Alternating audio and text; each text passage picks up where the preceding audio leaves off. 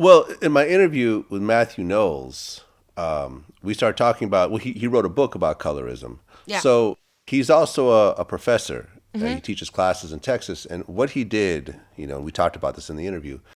One of my artist management class, I challenged him to do some research about 3 years ago. And the research was to go back 15 years and from a colorism perspective, show me at pop radio the number of black women that were of high complexion and the number of black women that were of dark complexion that got airplay.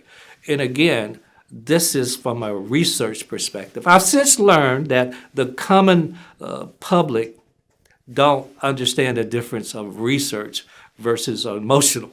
So the comments I made on the book about racism is really based on factual data.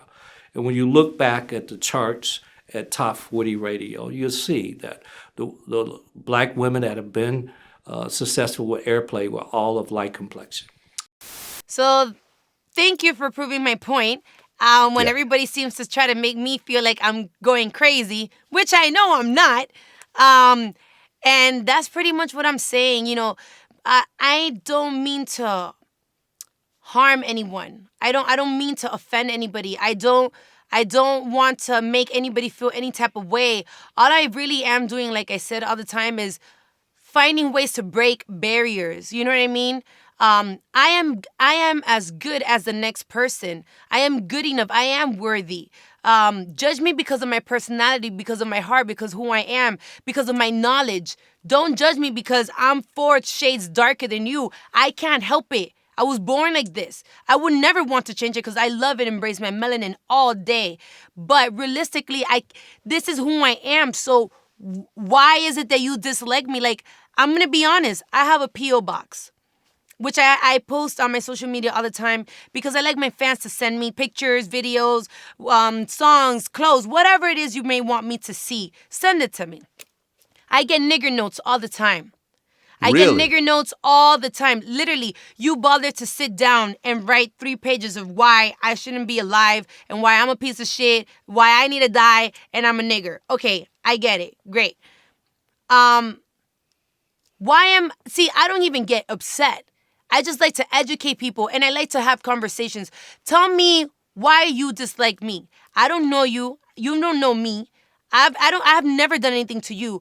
Why are you so upset at me? Why am I so ugly? Why am I not good enough to you in your eyes? See, these are the conversations that need to be happening. Because once people understand each other's point of view and we have communicated, now we understand and we can come to an agreement. And you never really know. A lot of the issues are happening because there's not enough communication. And there is communication negatively being passed on generation through generation through generation.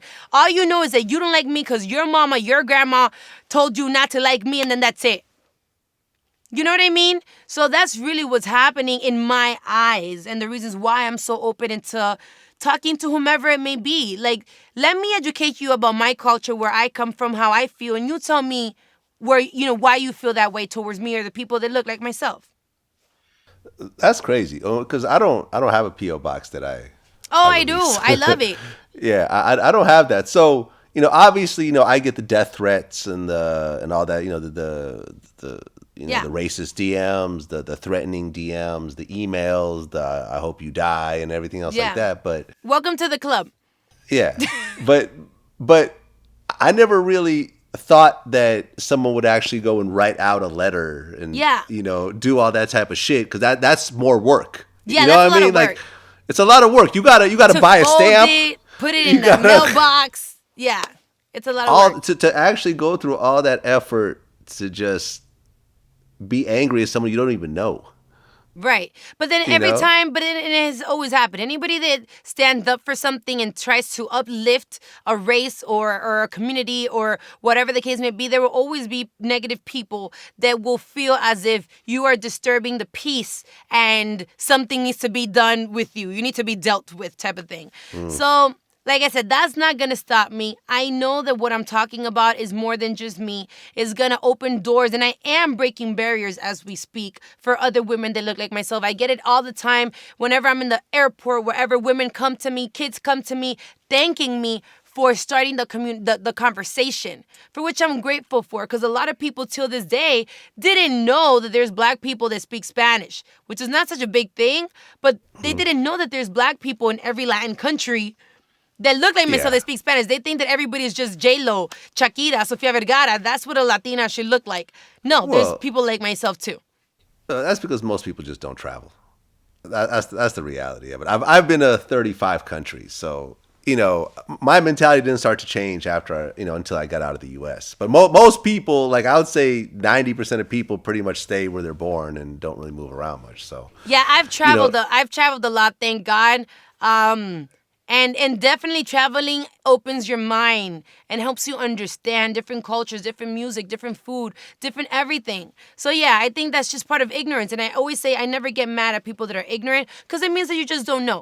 And if you don't know, then let me help you. Let me educate you. So I won't be mad at you.